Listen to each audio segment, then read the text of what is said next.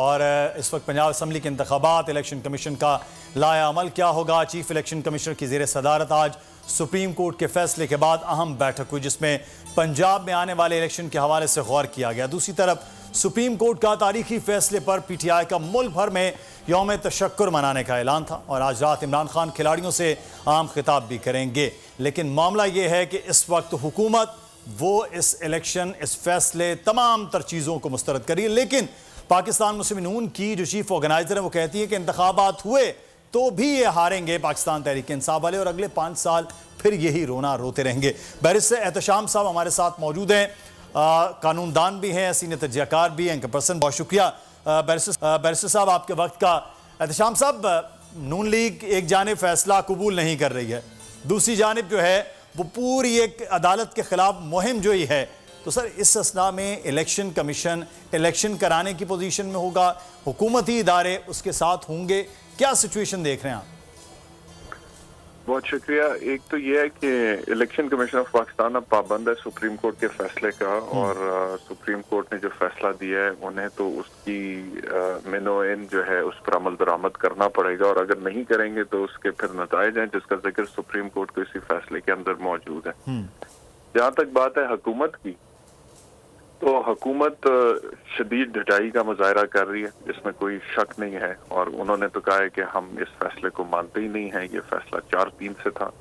और दूसरी बात ये कि नवाज शरीफ साहब ने कल जो प्रेस टॉक की है, बहुत अरसे बाद पाकिस्तान के न्यूज चैनल्स की जीनत बने हैं वो, और आकर उन्होंने आते साथ ही कहा कि ये 3 जज साहिबान जिन्होंने फैसला सुनाया है, ये तीनों के खिलाफ रेफरेंस दाखिल करेंगे हम, और होना चाहिए। और मरियम नवाज साहिबा का भी यही ट्वीट था। तो सर्टनली हुकूमत इस मूड में है ही नहीं कि वो इस फैसले पर इम्प्लीमेंट करे। दूसरी तरफ आज मरियम नवाज साहिबा ने जो जिक्र आप कर रहे हैं कि कहा है कि अगर इलेक्शन होंगे तो इमरान खान इलेक्शन हारेगा, तो फिर करवा दे इलेक्शन। फिर डर किस बात का है कि अगर आपको लगता है कि आज इलेक्शन होंगे या जब भी इलेक्शन होंगे तो इमरान खान इलेक्शन हारेगा, तो आप इलेक्शंस करवा दें। अगर वो हारेगा तो अच्छी बात है। ये जितनी भी इस वक्त शोर मचा हुआ है और तसादुम की कैफियत है इदारों के माबैन भी, वो भी खत्म हो जाएगी, आप इलेक्शंस करवा दें। तो बात यह है कि इस वक्त अपना जाती सियासी मुफाद बहुत अजीज है, और दिल ही नहीं भर रहा इक़्तिदार से, हुकूमत से, ताकत से, और खौफ है कि अगर हुकूमत चली जाएगी तो जो पिछले 10 महीने के अंदर हमने किया है उसका रद्द अमल आएगा। मैं ये कहता हूँ, अक्सर कहता हूँ कि वो रद्द अमल अगर कानून के मुताबिक आए तो ठीक है, वहां पर पाकिस्तान तहरीक इंसाफ को भी बड़े ज़र्फ का मुजाहरा करना पड़ेगा। मिसाल है, अभी तो हम बात ही कर रहे हैं ना on the basis of assumption के, मिसाल है अभी इलेक्शंस हो जाते हैं 14 मई को और हुकूमत बना लेती है पीटीआई, तो इनको खौफ है बहुत ज्यादा इंतकामी कार्रवाइयों का, क्योंकि इन्होंने अपने दौरे हुकूमत में बहुत सारी इंतकामी कार्रवाइयां की हैं जिनका मेरिट से कोई ताल्लुक नहीं था। तो मेरा ख्याल है कि पीटीआई को तब इंतकामी कार्रवाइयां तो नहीं करनी चाहिए, लेकिन यह है कि कानून के मुताबिक, आइन के मुताबिक। लेकिन एहतशाम साहब, आज राना सनाउल्लाह साहब भी कहते हैं तासुर ये हो रहा है कि शायद हम डर गए हैं, लेकिन अगर इलेक्शन होता है तो मुल्क तबाही की जानिब जा सकता है। तो इलेक्शन अगर सियासी जमातें ये तासुर दें या खदशात का इजहार करें कि इलेक्शन अगर हुए तो तबाही हो सकती है, तो फिर इलेक्शन का मुतालबा सियासी जमातों से नहीं तो किससे किया जाना चाहिए? मेरे ख्याल में वो अपनी जाती तबाही की बात करें, जाती सियासी तबाही की बात करें। मुल्क तबाही की तरफ इलेक्शंस की वजह से नहीं जाता। मुल्क जो जिनकी बुनियाद में जमहूरियत होती है, जिनका आइन होता है, जहाँ पर कोई कानून होता है और जहाँ पे जमहूर की राय का एहतराम किया जाता है, वहां पर तो इलेक्शंस बड़ा एक मोतबर किस्म की एक्सरसाइज है जिससे अवाम अपने नुमाइंदों को चुनते हैं।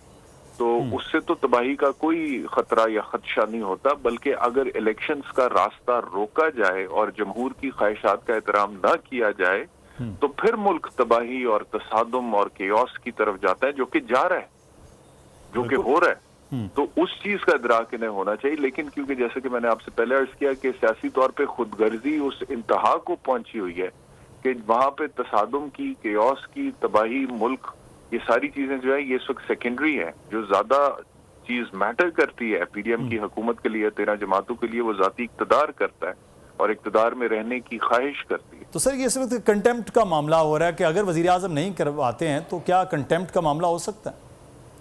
बिल्कुल हो तो सकता है ना। देखें, अभी तो बिल्कुल कंटेम्प्ट का मामला हो सकता है, लेकिन प्रॉब्लम यह है मुदस्सर कि इस वक्त सुप्रीम कोर्ट में जो तकसीम आपको नजर आ रही है वो भी 97 के बाद आप देखें कि पहली दफा ही हुआ है सुप्रीम कोर्ट ऑफ पाकिस्तान में।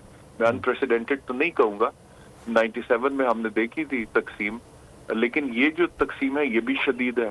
जज साहिबान रिक्यूज भी कर रहे हैं, बेंच टूट भी रहे हैं, फैसले भी कॉन्ट्रडिक्टिंग आ रहे हैं, और ना सिर्फ ये कि वो नजरियाती कानूनी तौर पे कॉन्ट्रडिक्टिंग है, बल्कि उनकी बुनियाद पे अपने अपने तरीके से फैसलों को नफाज कराने की कोशिशें की जा रही हैं जूनियर जज साहब की तरफ से भी। ये भी मैंने पहली दफा देखा है अपने वकालत के करियर में कि चीफ जस्टिस 184(3) के तहत कोई केस सुन रहे हैं और एक जूनियर जज कहते हैं कि सुन नहीं सकते क्योंकि मैंने फैसला दे दिया है 184(3) के तहत कोई समाअत नहीं हुई, क्योंकि रूल्स अभी अंडर कंस्ट्रक्शन है, जो कि अभी मुकम्मल ही नहीं हुए, और हो भी गए तो भी कभी इम्कान है कि वो स्ट्राइक डाउन हो जाएंगे क्योंकि वो आइन से मुतसादिम है।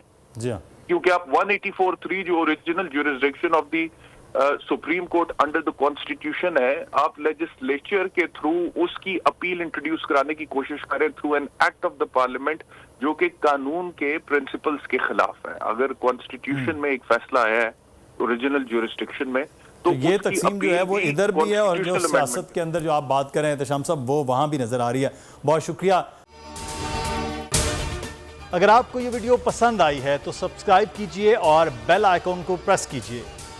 तो नजर आ रहा है सामने लिखा हुआ है जुल्म मिटने के लिए, दो चीजों से मिटेगा भाई। एक, अदल की कुर्सी पे जो लोग बैठते हैं ना, वो अदल के हिसाब से फैसले करने लगे। दूसरा, कौम निकल खड़ी हो जुल्म के खिलाफ, तो जुल्म खत्म हो जाएगा। या इन दोनों में से कोई एक चीज हो जाए या दोनों हो जाए।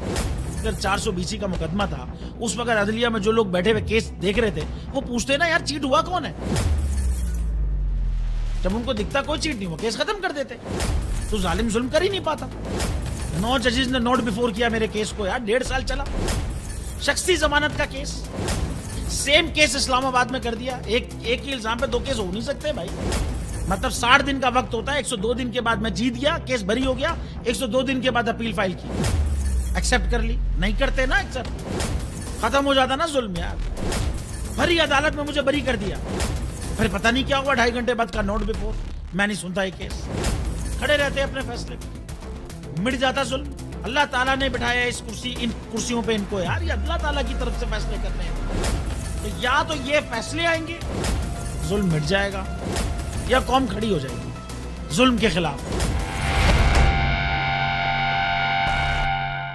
सुप्रीम कोर्ट के मंसूर अली शाह साहब जस्टिस एक ऑर्डर पास किया उनकी बेंच, और उस ऑर्डर के अंदर उन्होंने बड़ा क्लियर बता दिया कि जी बरियत की जो दरखास्तें हैं वो कब कब लगेंगी। उसमें से एक वजह उन्होंने बताई कि जी जब कोई क्राइम ही ना हुआ हो तो बरी कर दें, ताकि अदालतों पे बोझ ना रहे, वो केसेस चलते ना रहे। सुप्रीम कोर्ट ये मिसालें कब बनाएगा, ऐसे लोगों के खिलाफ जो इस तरह की FIR काट रहे हैं, वैसे ऑफिसर्स, और ऐसे लोग जो इस तरह के केसेस को जजेस चला रहे हैं।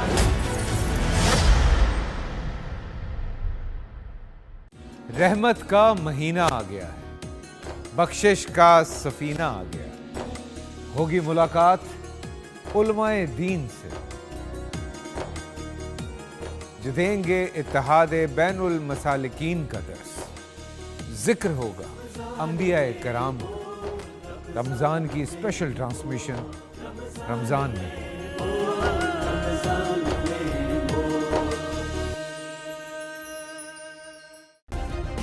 सब्सक्राइब करें और बेल दबाएं ताकि कोई खबर रह न जाए।